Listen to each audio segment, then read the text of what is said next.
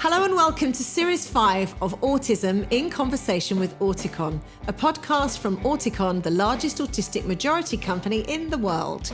The podcast aims to help raise greater understanding and appreciation of neurodiversity through fascinating conversations with fantastic guests. Hosted by me, Carrie Grant MBE, each episode will feature inspirational guests from all walks of life who each share a passion for making the world more inclusive. We'll be talking about the many benefits of hiring neurodivergent talent, through to some of the more common challenges faced by autistic adults, navigating the workplace, plus so much more. All of my 4 children are neurodivergent, and in January 2023, I received my own autism diagnosis as well. So this is a subject I'm incredibly passionate about. I'm really looking forward to facilitating some great conversations about autism and all things neurodiversity. Hopefully, we can all learn something new along the way and maybe even be inspired to do something new or different ourselves. Enjoy the show. Hello and welcome to the latest episode of Autism in Conversation with Auticon. As someone who has 4 neurodivergent children and a relatively recent autism diagnosis myself, yay! I know that there are brilliant people and organisations out there who actively seek information to help educate themselves about neurodiversity. But realistically, for the most part, people are just going about their daily lives largely unaware of what neurodivergence means and what it entails. Except people need to know, we need people to know. The number of people receiving a diagnosis of ADHD has skyrocketed, whilst autism assessment services are seeing unprecedented figures, and that's just the tip of the iceberg. There's a lot of us neurodivergent folk out there, probably more than we realise. If we're ever going to pave the way for our neurodivergent community to thrive, education, yes, education is at the heart of that process. But how do we tackle years of lack of awareness and understanding to really break through and make meaningful change? It's a big one.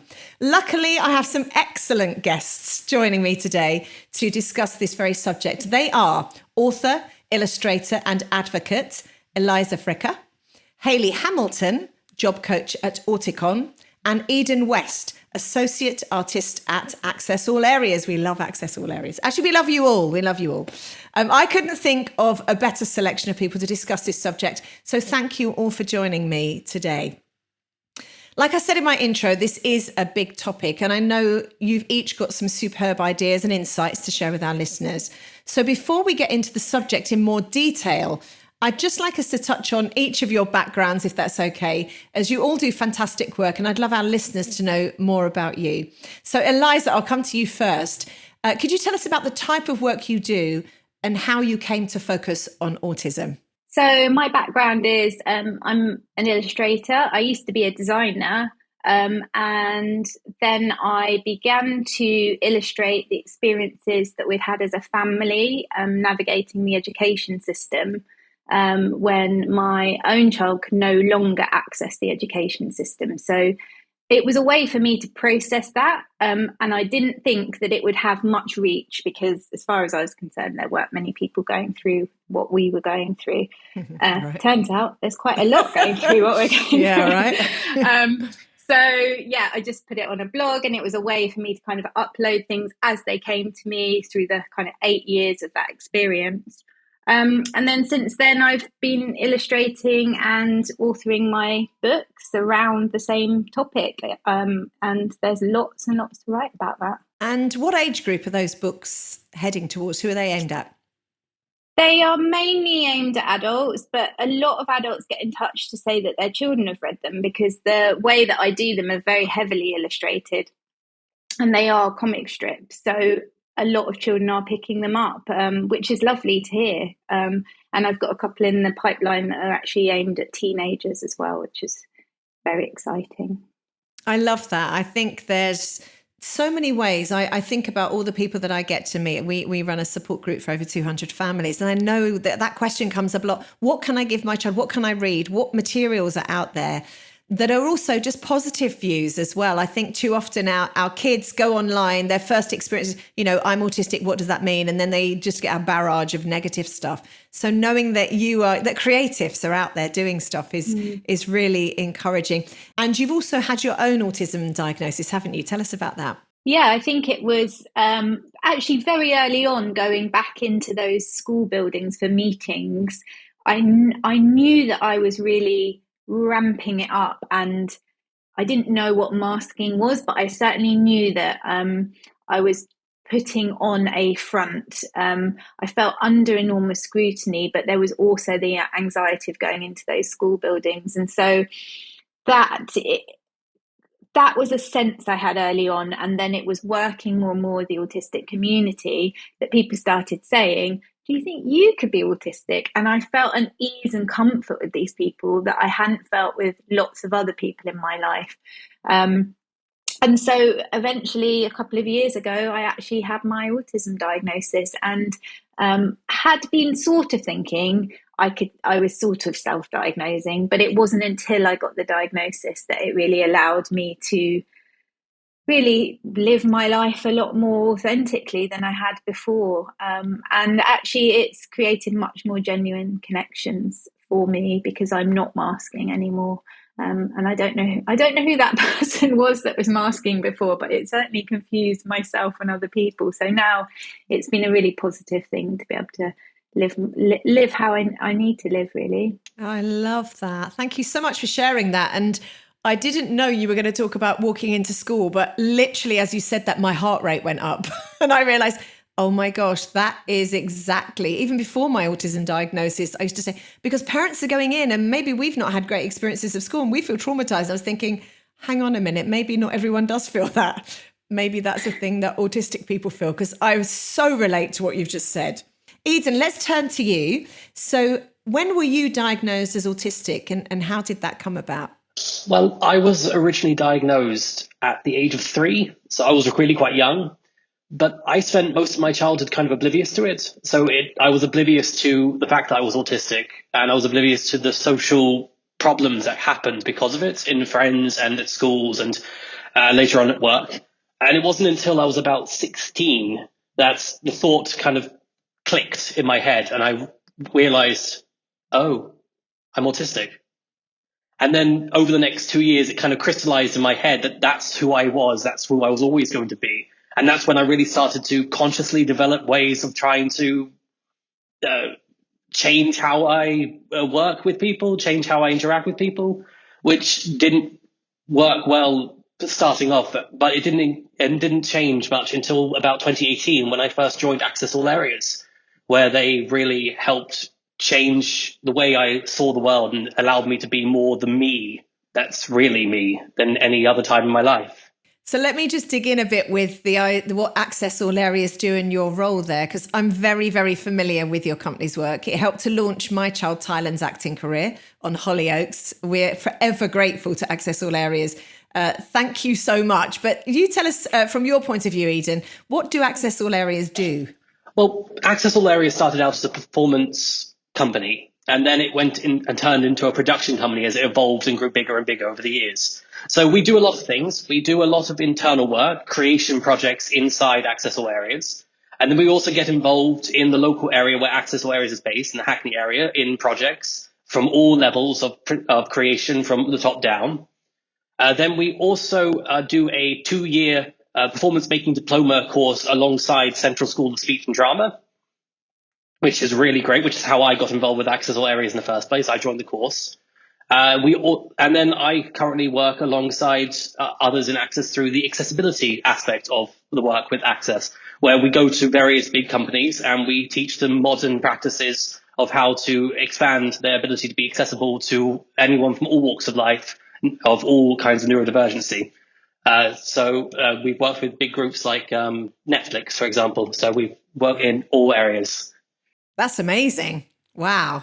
I love these groups that are springing up that are you're like bridges in both ways. That bridge works both ways, which brings me on nicely to Hayley for your work. You work at Auticon. Lots of our listeners may already be familiar with your work, but for anyone who hasn't heard of the company, can you explain what it does and what your role is, please? Yeah, of course. So Auticon was founded back in 2011, and we're now an award-winning international social enterprise, providing kind of tech consultancy and neuroinclusion services to clients across industry and service sectors. Our core mission really is, I suppose, to improve the employment prospects for neurodivergent people. And we currently ourselves have over 400 autistic employees, making us the largest autistic majority company in the world. Yay! And a true resource, I think, for neurodivergent talent. So we function really by integrating our technology consultants into different client organisations. Really letting our clients see firsthand our outstanding autistic professionals and hopefully shifting those perceptions of autistic people in the workplace. And that works both ways, doesn't it? So you're kind of going to the company and training the company about the people they're about to employ, and then helping the people they're about to employ into what's expected of them then when they go into a company. I love that you're covering all bases. Yeah, so as a job coach, you kind of work with both the consultant and the client to make sure everyone's feeling informed, confident, and valued, I guess, within that relationship. So just so I understand, who's the consultant and who's the client?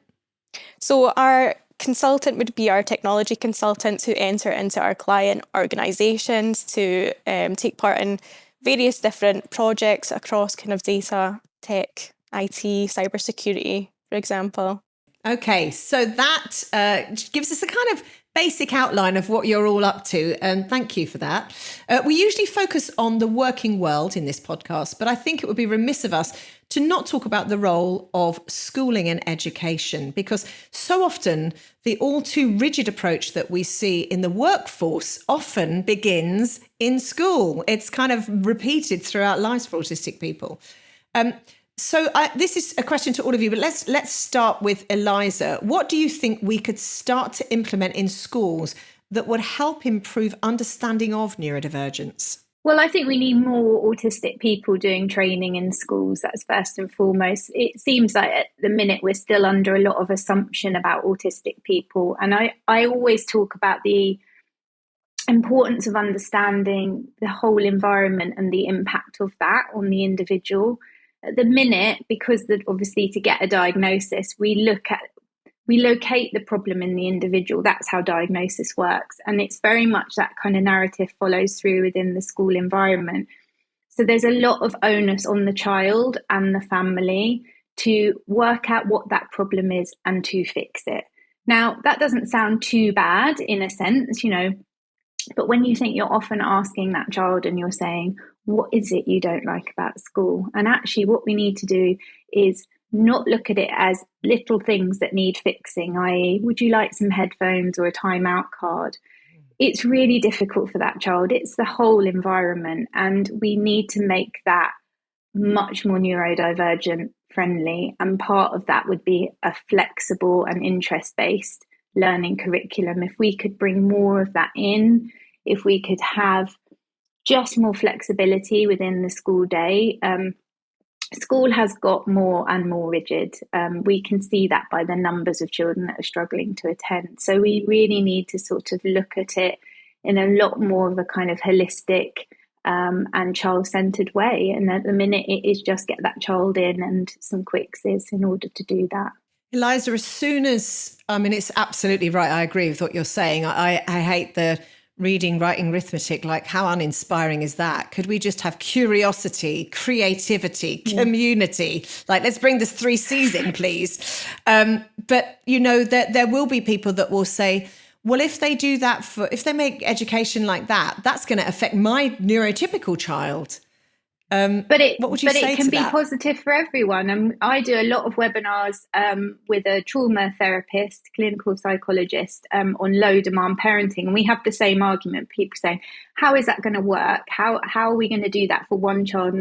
These are things that work for everyone. If you look at things like the principles of self-directed or democratic learning, those can work for everyone. And that is actually getting young people ready for this modern world. At the minute, we have a school system that is incredibly outdated, and it doesn't reflect where we're at with the way that we're living and working now. And actually, we need a new education system that is progressive for all.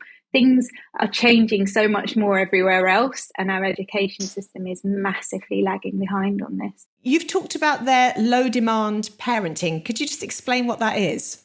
So low demand parenting is not doing nothing, which is the other thing I have to say alongside that. But it's a very active and connecting way of parenting. But you're working very collaboratively with that child.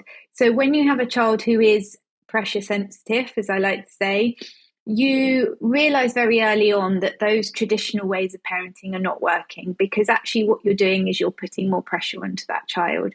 And so it's very much, how do I remove this pressure and how do I meet them where they're at? And so a lot of it is working really, really collaboratively with them. So it's talking with them, formulating ideas together, and giving them the option that if something isn't potentially going to work for them, then that's okay. So you're always giving them that choice and that option to opt out. There's a really nice thing that Naomi Fisher says that I work with, and she said, our children need to be able to say no before they can say yes. And that's really the basis. I love that. Eliza, I know that there'll be people listening that will think, where did you go to learn that? How did you come by it, and where can we access that?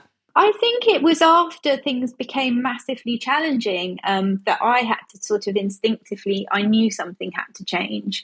And so it was very much based on a kind of restorative and repairing practice when my child had a breakdown. But I work a lot. I've actually got a book coming out in December this year that's based on that, on low demand parenting.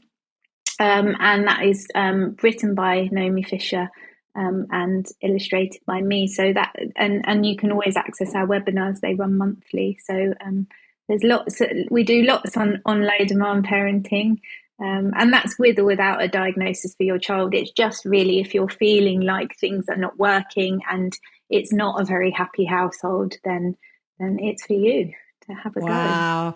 I can imagine people are reaching for their mobiles right now. So low demand parenting, and also let me just add in there, seeing as this episode is about education, there's probably something that should be part of teacher training. Just if you go and look at low demand parenting, it will give you so many ideas for the classroom. Eden, if I could turn to you now, if you think back to your school days, what do you think would have helped you in school and other children that are autistic in school? I suppose one of the things that probably would have helped a lot would have been if everyone had the help that they needed, not just neurodiverse individuals, but neurotypical individuals as well, because it wouldn't have just singled out those of us who were autistic or those of us with learning disabilities, and it wouldn't have made us feel, at least in my case, looking back on it, slightly outside the social bubble, as it were, and sort of like an outcast. Because if everyone at the beginning of their schooling, when they first go into school, got a document or like a session with a teacher or someone, and they were asked, how can we help? What do you find struggle, and how can we make sure that that's notified for every single one of your teachers, and it's passed along and continued from the beginning all the way through school, then it doesn't disconclude anyone, and it means that everyone gets the help that they would need for any sort of issues or problems that might crop up in schooling. I agree with you. And I think I added to that, I think in some ways things are very deficit based with, what is your problem? And then we never look at actually, what about all these assets that people have? What about all their strengths? What about all the good stuff that neurodivergent people bring? I would love to see, like, look at you now, you're thriving, you're working, you're, all of that. I wonder when you were at school, did people expect that you would do what you're doing now? Not really. No, I mean, family has always believed in it. They've always pushed and pushed and pushed. But in school, and I went to a lot of schools over the course of my childhood, but there were always problems with each of them. I mean, I was the child for the inclusion in the classroom project back in the late 90s. In primary school, but that project it failed. They failed me completely. It went all up in the air. So I mean, looking back on it, definitely. Yeah. So we do need a more asset-based approach. And for you, Hayley, when we're thinking about school and the workplace, is there overlap? How people are treated in school, does that just then continue on once they go to work? Is that what you find? And what can one teach the other? Yeah, I think one of the things that we often find, and kind of coming off the back of what both Eliza and Eden said, is those conversations in school where you start to think about your strengths and your challenges, the kind of adjustments or supports that you may need. These are often things that are done to children as opposed to like a conversation with the child to explain why these things are required or why they may be struggling with something within school, and having that as part of a two-way conversation, I guess, can really help the individual to understand their own condition, their own strengths, their own challenges, and then be able to take that into university or the workplace, and be, I suppose, more confident and more informed to have those conversations about what they need in the workplace. And I guess similarly to what Eden said, something that we always kind of try and get across in our training is that adjustments can be universal. And if there's that universal inclusive design, whether it be in schools or the workplace, that supports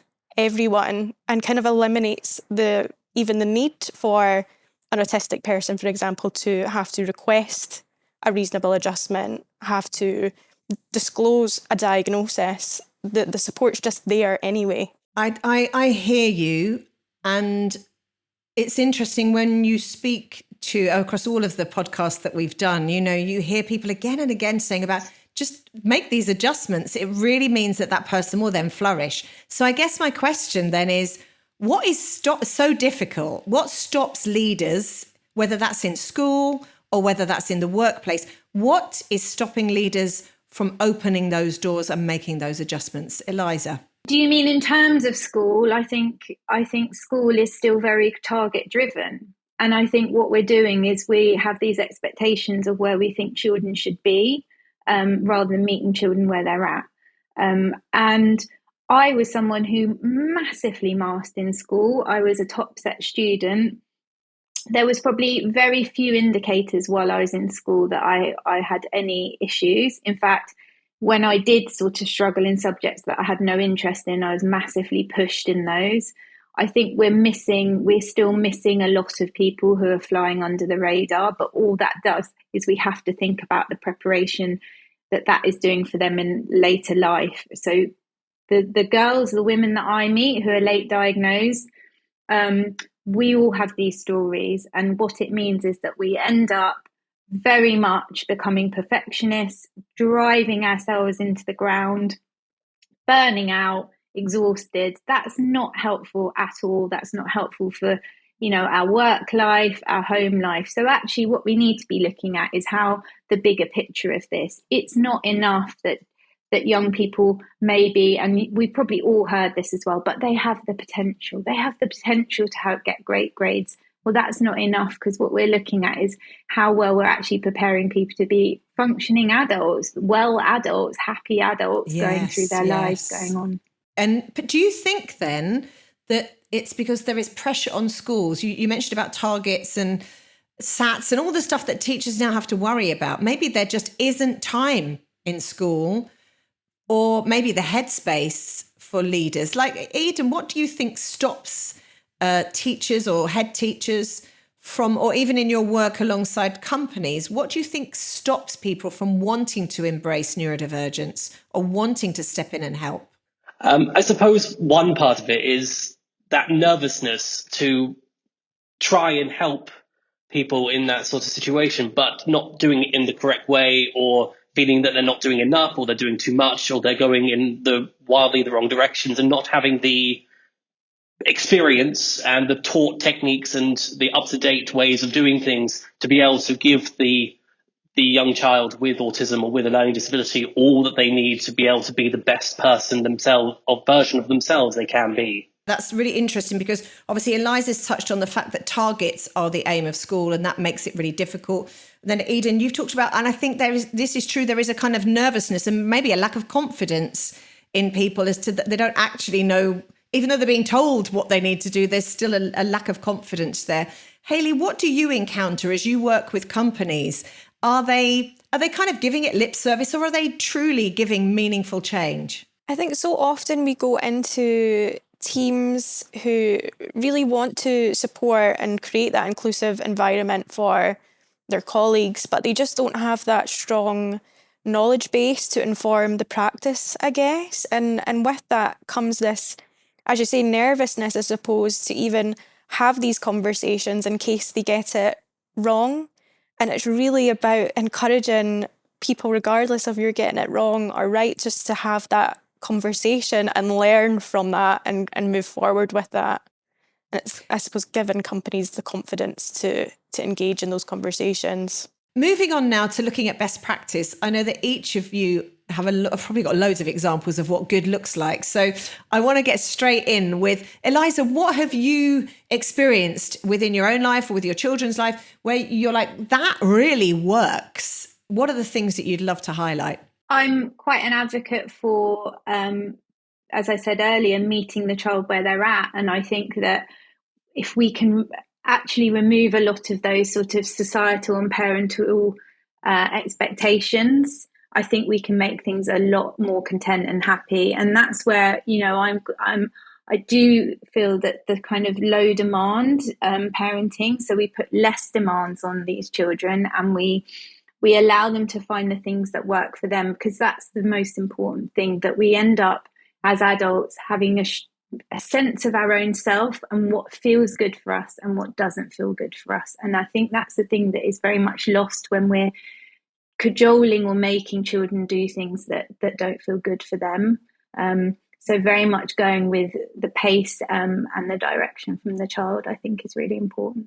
And I couldn't agree with you more, Eliza. And I think as a parent, there's also a sense, I don't know when this happened to you, but it certainly happened to me. And then David a little bit later, unfortunately, but it was about jumping ship. I felt like I had to jump ship from all the ways that I had been taught to do parenting. Because what can happen, I know for David, he like doubled down, was like, no, we need to do more of it, not less of it. And so that thing of having new ways, you've talked there about low demand parenting, and obviously that's a great idea. There are different ways of doing parenting though.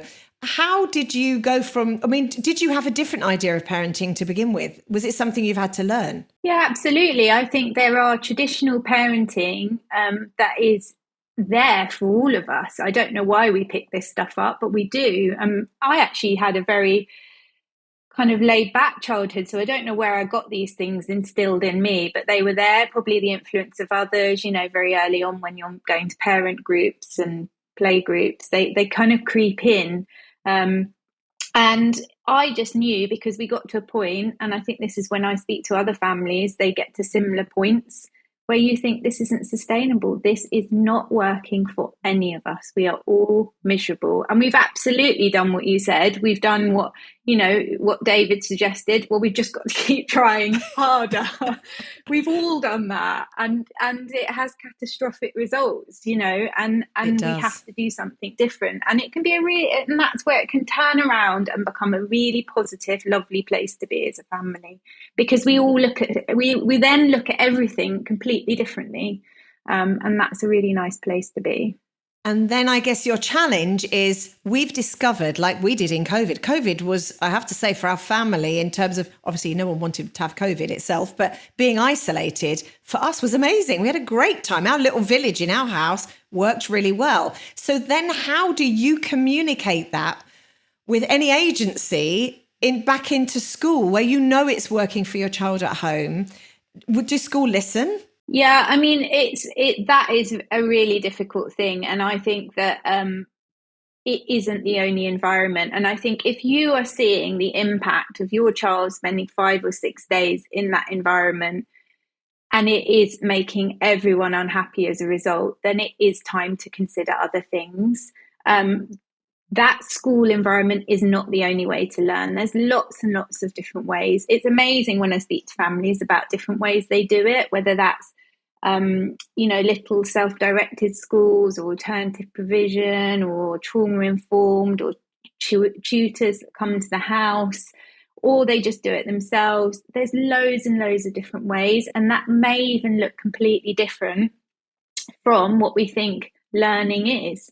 If we allow our children that time to kind of spend at home and see what makes them tick, you can have a completely interest-based curriculum, and there's no reason why they can't come out of that fully rounded with a good sense of self and positive learning experiences. The only thing, and I'm like chiming with you totally, is that each parent is individually trying to find that maze. You've just named a whole load of different alternative ways of doing it. Each parent individually is trying to work that out. If they speak to other parents, they might find that a little bit quicker. But it's like reinventing the wheel. Every single parent has to reinvent the wheel. My question is, why can we not have systemic change? Why can we not have schools that actually are set up from day one in this way so that parents can make informed choices about where they want to send their children? Yeah, absolutely. We need that. We need options. That's what I always say. We just need options. And actually, we don't, within that system, when we're in that system, there just don't seem to be that many options. And that is incredibly frustrating. And I say, imagine if in those early days when things are really difficult, rather than all the professionals saying, well, just keep going, keep trying, get them in, they'll get used to it. Imagine if they said, well, maybe they're not ready for it, or it's not for everyone. No one ever said that to me, ever. No, exactly. The sentence you're never going to hear. Yeah, but it's clearly there underlying it, right? It's not. This definitely isn't for everybody. It's not working for everybody. Eden, let's come to you. What has been, you don't need to take it in the same direction, by the way, just in terms of things that you have thought, it could be something small, it could be something big, that you've thought this adjustment simply works brilliantly for me. So we do a lot of things in the accessibility work that we do with Access that we teach and try and bring forward to various companies and theatres we work with. One of them is that we try and get them to work with creating safe spaces for individuals so that they can go to, where they can just calm down, where they can just be expressive themselves, where they just don't have to worry about outside problems, and they can just bring themselves to be the person they are, and then be able to carry on with what they're needing to do. So having a set space or two or three, depending on the size of the venue or the way you're working, is always a great area, because it means that you can separate it out so you can have a completely silent space where that's just for silent work, or a place where you can just calm down, you can pace, you can go on your phone, you can drink a bottle of water you need, and then maybe something else where you can have a chat with some people and others. So it gives that sort of safe area where you can be more yourself than you could be in the working environment. I so agree with you, Eden. What was really interesting is, as you were talking, I was looking at all our guests and everyone that's working on this show. And the minute you said safe spaces that are really quiet environments, everyone's shoulders went down. It's like we all desire that. Just give us that safe, quiet space. Absolutely. So, Hayley, I mean, in a way, it's a challenge. First of all, let's hear about a change you've made. Then I'm going to challenge you with some of the stuff that we've heard from our other guests. So what has really worked when you've been working with companies and with your tech clients that are autistic? I think it's actually kind of the smallest adjustments that make the biggest impact in supporting someone to not only work productively and effectively, but really support overall well-being as well. And in my experience working with our auticon consultants, the adjustments that really have that massive impact are all around communication. So really simple things like scheduling meetings in advance, sharing out agendas or discussion questions ahead of time to allow for kind of processing and preparation, communicating things in multiple ways. So, following up with meetings with written summaries, or recording your meetings on Teams so that there's less reliance on memory, and really just moving away from that ambiguity that's often present in our workspaces where, you're asked to do something as soon as possible, or you're asked to do something urgently, and that can be interpreted a million different ways by different people, and it's just not clear. So introducing some of these things can make such a big difference. And again, they can all be integrated as part of like your standard practice, and kind of automatically creates that environment where everyone can kind of thrive, I guess. Yeah, I love that. The communication thing is so important, and something that I know Access All Areas are so brilliant at. I know that when my son Tylen went for the audition for Hollyoaks, the email was sent and it had a picture of the building. It had a picture of the lady that sits on reception in the building. It said, when you go in, this is the director, this is the producer, this is who you'll be talking to. And these are the 2 questions they'll ask you. They might ask you a couple of other questions. You will wait in a lobby. Here's the lobby. This is what it looks like. And when you take out all of the things that can raise anxiety, it just meant that my child, alongside 149 other people who were auditioning, were able to walk into that building. They're all autistic, were able to go into that building and just be a great actor, because they didn't have to worry about, who am I going to meet? What are they going to say? Who's going to be there? What do they look like? All of those extra bits of stuff that you don't necessarily even know that you're asking within yourself, but are just little bits of anxiety that when you add them all together, make something really super stressful. It means we don't get the asset. So Hayley, I want to ask you, because Eliza mentioned about low demand, absolutely in agreement with that. Eden mentioned about safe spaces, absolutely agree with both of those things. So if you're going to a company and you're saying, my autistic tech employee is coming into your company and they are going to have a slightly lower demand to their day, firstly. Second, they're going to need a space somewhere that they can just go and escape to every now and again.